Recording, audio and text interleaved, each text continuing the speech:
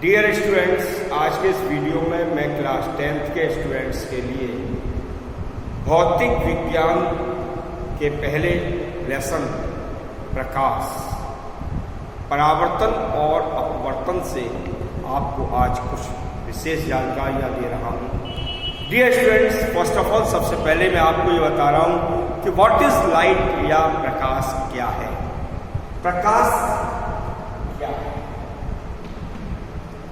प्रकाश का अर्थ है लाइट। तो डियर स्टूडेंट्स, लाइट यह एक प्रकार की ऊर्जा है जो हमें विभिन्न वस्तुओं को देखने में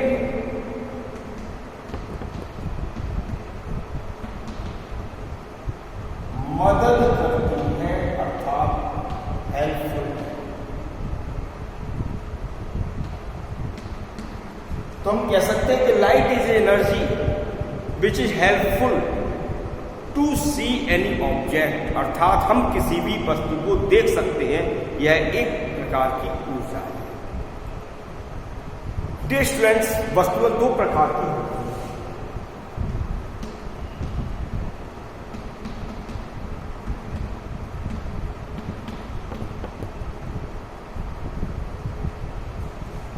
ये वस्तुएं दो प्रकार की किस बेस पर होती हैं? ये वस्तुएं दो प्रकार की इस बेस पर हैं कि वह स्वयं प्रकाश उत्पन्न करती हैं या नहीं। तो फर्स्ट टाइप है दीप्त वस्तु, जिन्हें हम ल्यूमिनस थिंग्स कहते हैं। ल्यूमिनस बीइंग वे वस्तुएं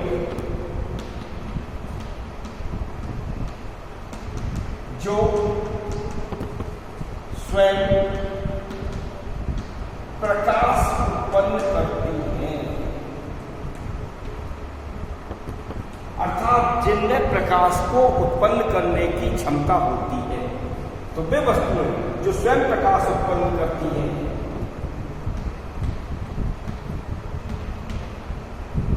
दीप्त वस्तुएं कहलाती हैं।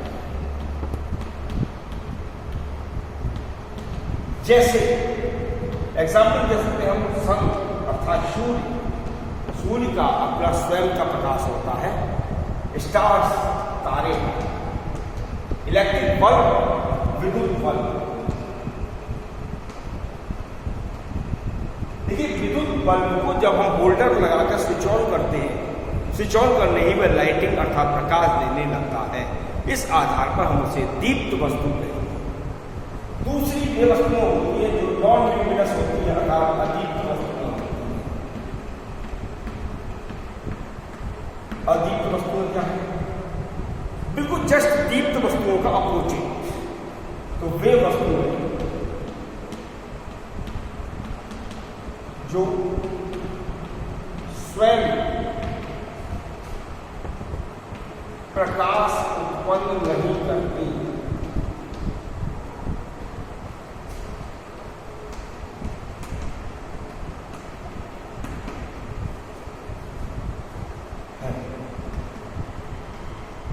अदीप्त वस्तुएं अर्थात नॉन ल्यूमिनस थिंग्स कहलाती हैं।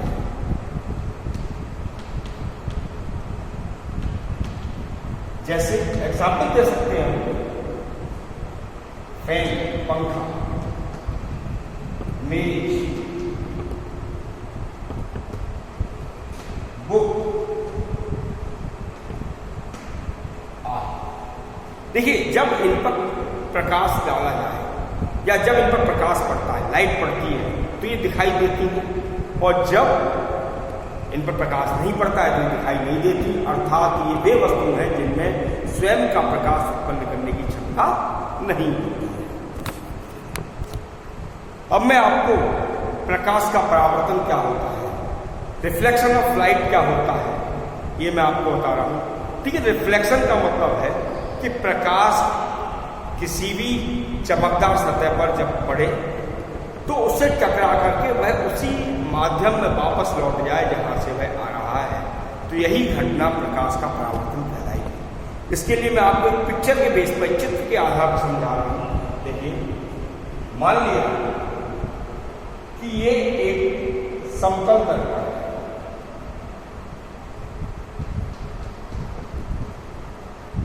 समतल दर्पण का मतलब है एक ऐसा दर्पण जो बिल्कुल स्ट्रेट सीधी पट्टी पर बना हुआ है, एक सीधी कांच की पट्टी से बनाया गया है। ये M1 M2 समतल दर्पण मान दिया मैंने।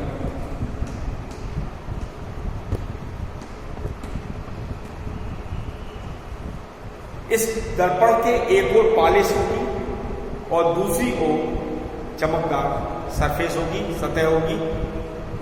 तो जब कोई प्रकाश किरण इस दर्पण पर टकराती है,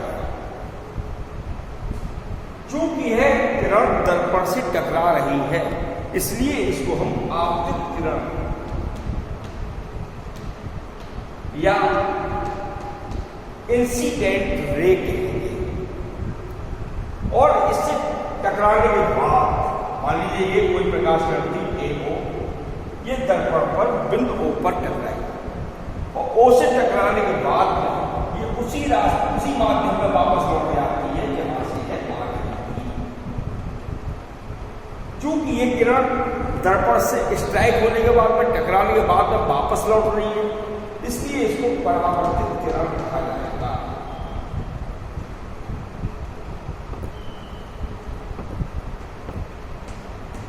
अर्थात रिफ्लेक्टेड रे। और ये पॉइंट O जिस पर ये किरण आपतित हो रही थी, ये आपतन बिंदु होगा। अर्थात द पॉइंट ऑफ इंसिडेंस कहलाएगा। इस पॉइंट से हम ये एक लंब डालें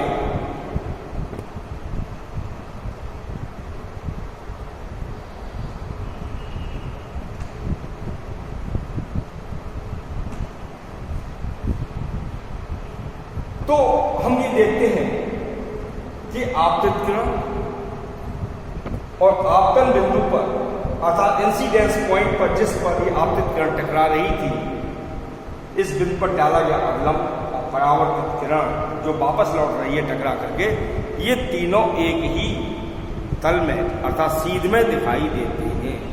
तो डियर स्टूडेंट्स, जब कोई प्रकाश की किरण किसी चमकदार तल, ये शाइनी सरफेस है, ये चमकदार तल पर आपतित होती है अर्थात चमकदार तल से टकराती है, तो वह टकरा करके उसी माध्यम में वापस लौट जाती है जिस माध्यम से वह आ रही थी। तो इसी घटना को प्रकाश का परावर्तन कहेंगे। तो मैं आपको डेफिनेशन दे रहा हूं कि जब कोई प्रकाश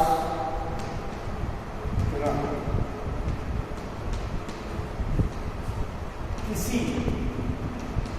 चमकदार अर्थात शाइनी सरफेस या तल से टकराता है तो वह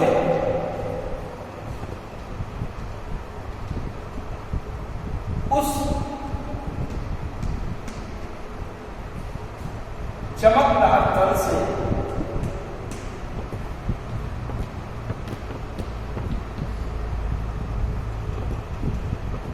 टकराने के बाद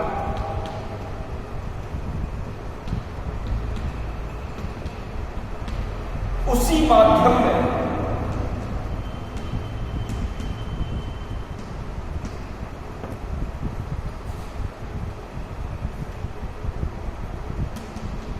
वापस लौट जाती है।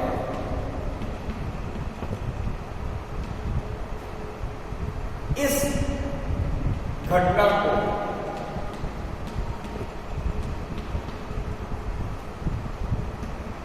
प्रकाश का परावर्तन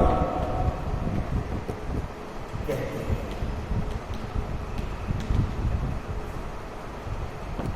डियर स्टूडेंट्स, इसके दो रूल हैं, दो नियम हैं, जिन्हें हम परावर्तन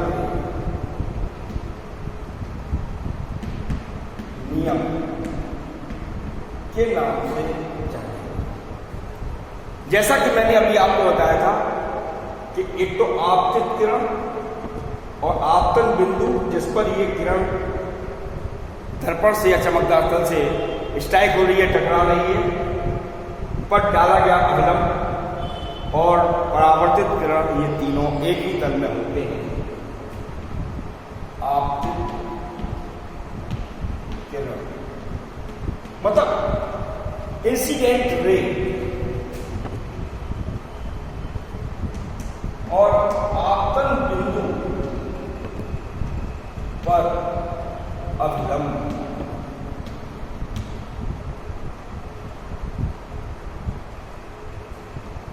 और परावर्तित किरण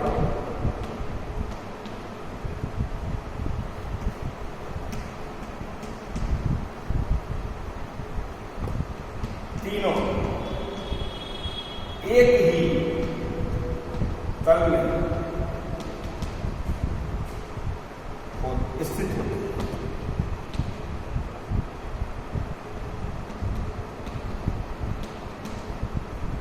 दूसरा लॉ है या दूसरा नियम है, देखिए आपतित किरण और अभिलंब के बीच में जो एंगल बनेगा, जो कोण बनेगा, इस कोण को हम आपतन कोण कहेंगे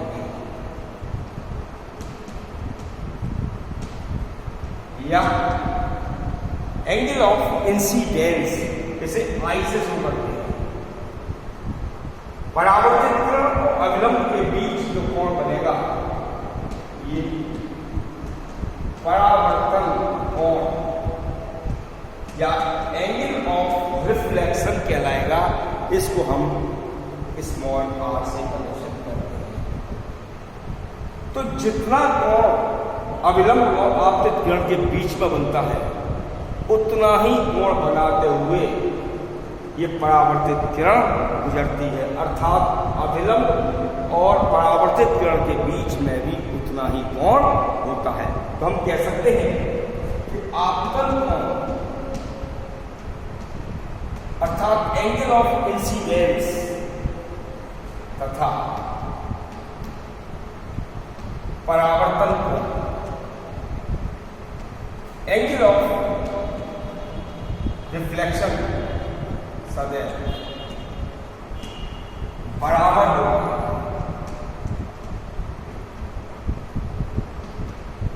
अर्थात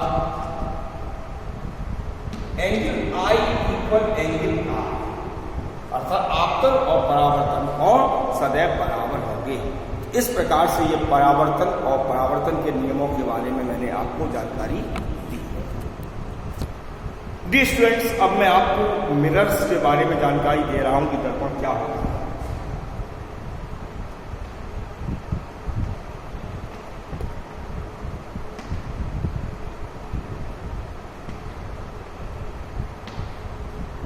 मिरर का मतलब है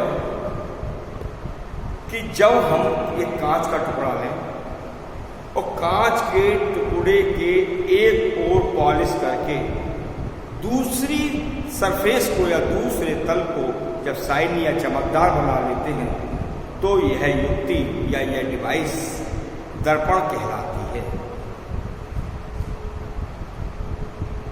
जब कांच के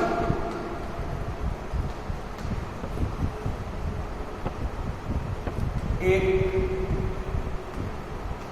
टुकड़े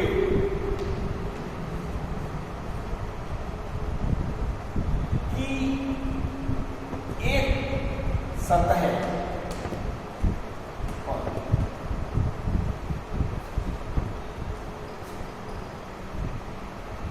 चांदी की कड़ाई या चांदी की पॉलिश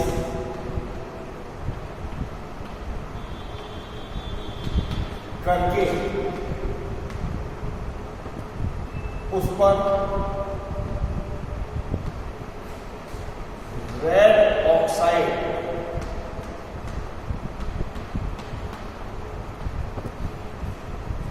का पेंट करके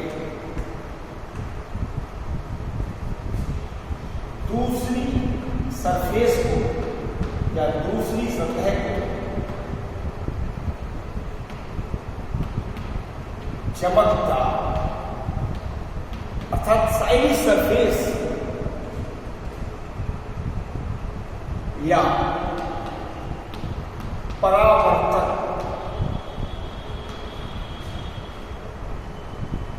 तल बना लिया जाता है।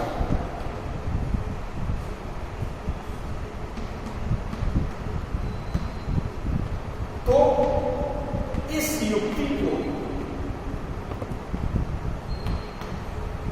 दर्पण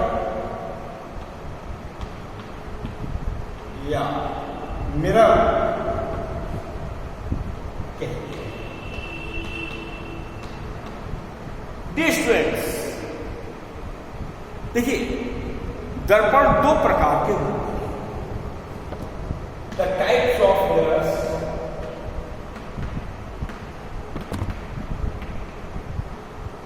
नंबर 1 समतल दर्पण।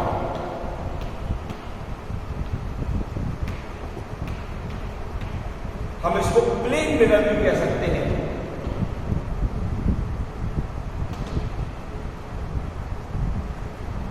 स्टूडेंट से प्लेन मिरर क्या होता है? देखिए हमने एक कांच की पट्टी ली, ये क्या है? कांच की पट्टी।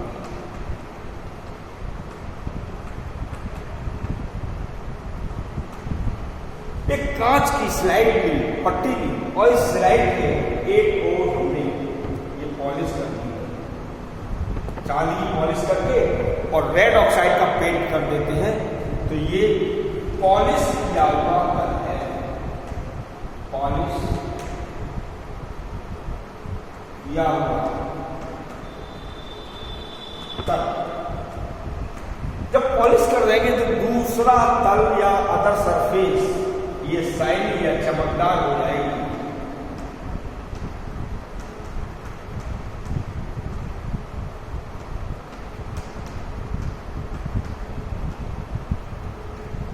हम इसे रिफ्लेक्टेड सरफेस भी कह सकते हैं, रिफ्लेक्शन सरफेस कहलाएगी, और ऐसी युक्ति को समतल दर्पण कहेंगे। दूसरा होता है गोलीय दर्पण।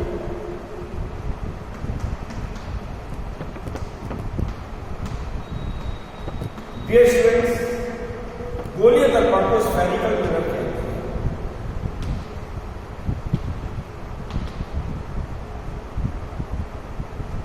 स्फेरिकल मिरर क्या होता है?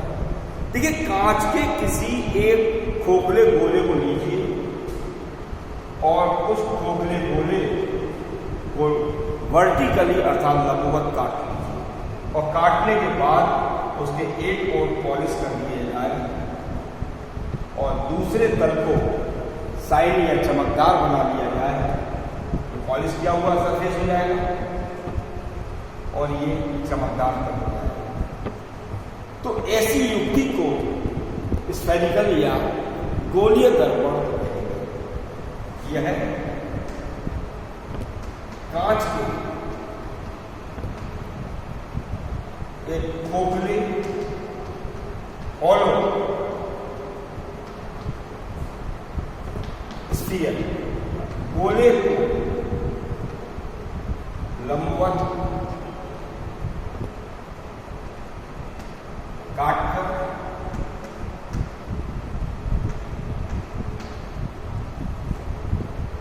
पक्ष तल के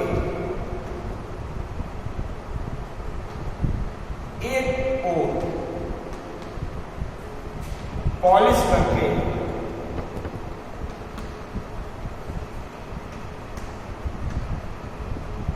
दूसरे तल को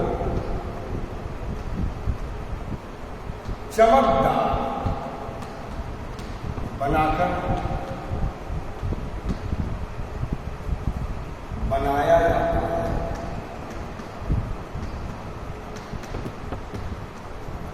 हम ये भी कह सकते हैं कि स्फेरिकल मिरर या गोलीय दर्पण वे दर्पण होते हैं जो एक कांच के खोखले गोले का कटा हुआ भाग होते हैं, जिनके एक को पॉलिश करके दूसरे तल को शाइनी या चमकदार बना लिया जाता है। ऐसे दर्पण को गोलीय दर्पण कहेंगे। डियर स्टूडेंट्स, ये गोलीय दर्पण दो प्रकार के होते हैं। अब मैं आपको इनके टाइप्स के बारे में जानकारी दे रहा हूं। ये दो प्रकार के होते हैं।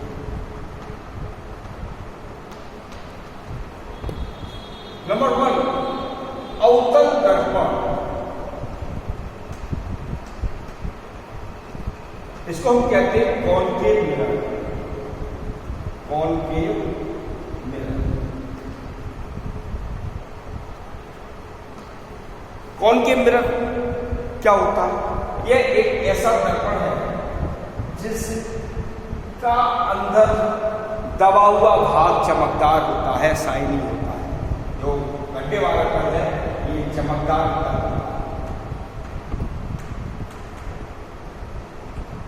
और बाहर जो उभरा हुआ तल है ये पॉलिश वाला तल, पॉलिश वाला तल।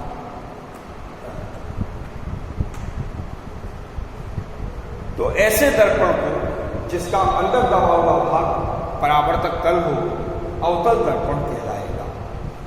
स्टूडेंट्स, दूसरा होता है उत्तल दर्पण। ये उत्तल दर्पण क्या होता है? जस्ट इस कॉनकेव मिरर का उल्टा होता है। ये कॉन्वेक्स मिरर।